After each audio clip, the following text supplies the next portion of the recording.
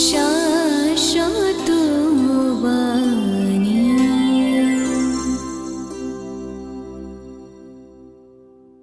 বন্দে পুরুষোত্তমম।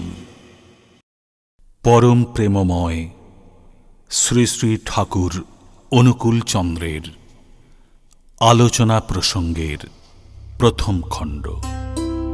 27 কার্তিক, বুধবার, 1348 বঙ্গাব্দ, ইংরাজির 12/11/1941।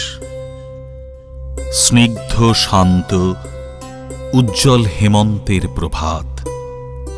একটু একটু শীতের ভাব পড়েছে ইদানিং। বেশ রোদ উঠেছে। রোদটি বেশ মিষ্টি লাগছে। বেলা প্রায় 9:30। শ্রী শ্রী ঠাকুর তাশুতে প্রসন্ন চিত্তে বসে আছেন। কাছে যারা আছেন সস্নেহে তাদের সাথে আলাপ সালাপ করছেন, খোঁজ খবর নিচ্ছেন।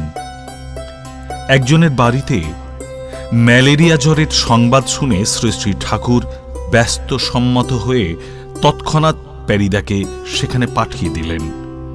বললেন, ভালো করে দেখে শুনে দরকার হলে ইঞ্জেকশন দিয়ে দিও। টাকার দরকার হলে আমাকে বলো। আর চারিদিকে যেমন ম্যালেরিয়া হচ্ছে, তাতে বেশ কিছু ভালো কুইনাইন ও অ্যাটেব্রিন জোগাড় করা দরকার। এখন ঘুরে আসো, দেখি কি করা যায়।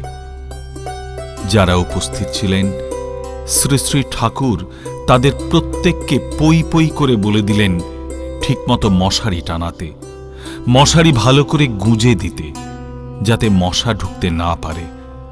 মশারি ফেলার সময় সাবধানে ফেলতে, সপ্তাহে 1-2টা কুইনাইন খেতে, আর বাড়ির আশপাশ পরিষ্কার পরিচ্ছন্ন রাখতে, আর সকলকে দিয়েও এটা করাবার ব্যবস্থা করতে।